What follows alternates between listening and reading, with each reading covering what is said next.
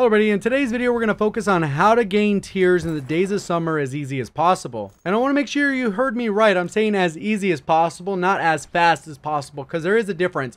Pretty much there's not really a fast method to grind out these tiers, but there are easier ways than others. So normally this is not a video I would make because it's kind of exploiting the system, but I think they've given us the perfect opportunity to grind out these tiers so we can actually have the best opportunity of actually having a chance to get one of the brand new DLC weapons or an MK2 variant you don't already have. It's already bad enough that Activision is trying to gouge us on microtransactions on a daily basis. This is one way to counter that, so you can hold strong and not spend any money if you're actually looking to get particular items. That being said, the video is not going to be particularly long, but if you do enjoy it or find it helpful in any way, please remember to hit that like button and subscribe with notifications on so you'll be able to find your way back to the channel. So the first step is to go to Blackout, and then what you're going to want to do is make sure that you have Fill Squad off, and then you're going to go ahead and click on Ground War. It is a playable mode currently in the game, and even though it is Ground War, it's not the traditional Ground War that we've been accustomed to in multiplayer in the past. This one is a 50 versus 50 knockoff mode that was taken directly from Fortnite. I am going to be skipping through so you can see exactly what I'm doing at each of these individual steps.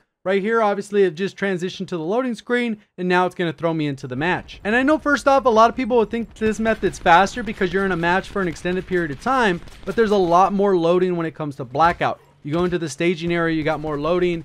There's loading on top of loading on top of loading, which really cuts into that time saved from being in a match for an extended period of time. So here's where the main instructions come into play. What you're going to want to do is look at the overhead view of the map, and you're going to be purposefully looking for a hot drop. And what that's going to look like is an area close to where the red bus or the orange bus is coming from on the other side of the map. So for this to work, one of two different things has to happen. You either have to deal damage or take damage from another player. So you can't just dive immediately outside the zone and take damage until you die. That's not going to work. It has to be player to player damage for it to actually count that time, whether it's for that reserve or for that particular tier.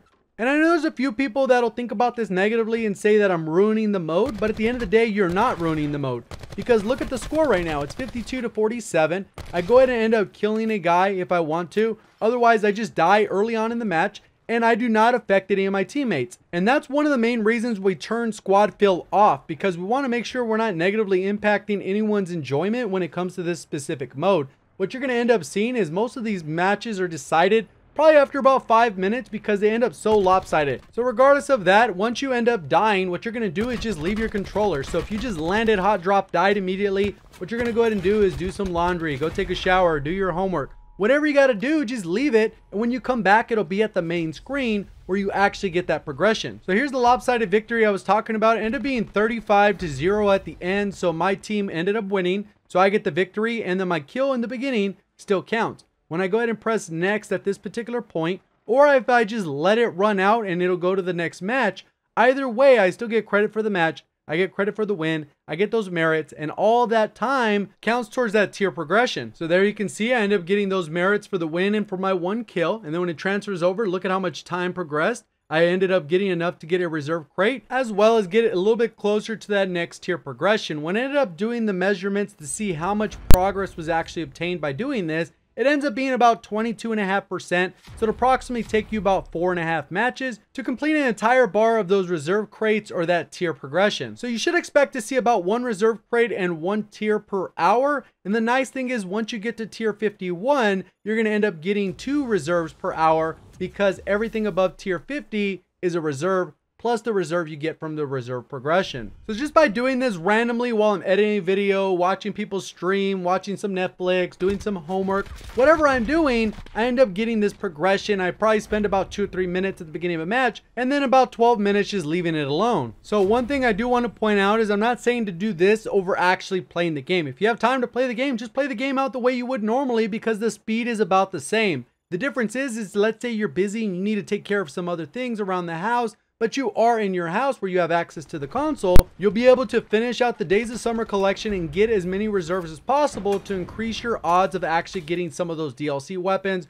or some of the MK2 variants you haven't yet received. So one of the really cool things is I did this for about an hour and I ended up lucking out big time because I opened my 6 little reserves, and at the end of that supply drop, the last one I opened was the Peacekeeper. So I finally got the Peacekeeper, so you guys should expect to see a video about that in the next coming days because I've already maxed it out and had some amazing gameplays with it. because even though it recently got nerfed, I still think it's a little too strong. So try to take advantage of this mode as much as you can before it's taken away. I expect it to stay in the game because the more people that know about this, the more people will play the mode. And if the mode has high interest, they'll just keep it in the game. So I think I did a pretty good job explaining how you're going to gain those tiers. I went through the process and I kind of showed every little detail. If you did enjoy the video, please remember to hit that like button. If you're brand new around here, I got tons of Call of Duty tips on how you can improve. So make sure you do subscribe with notifications on if you haven't already. Another thing I wanted to point out that's separate from this video is to make sure you go ahead and follow me on Twitter if you have a Twitter. It is the best way to stay connected. And it is where I ask for those subscriber gameplay breakdowns so you can go ahead and submit your gameplay for review so you could actually get one-on-one attention as far as your gameplay goes. I also have a Twitch account, so if you want to catch a stream every once in a while, go ahead and make sure you follow over there.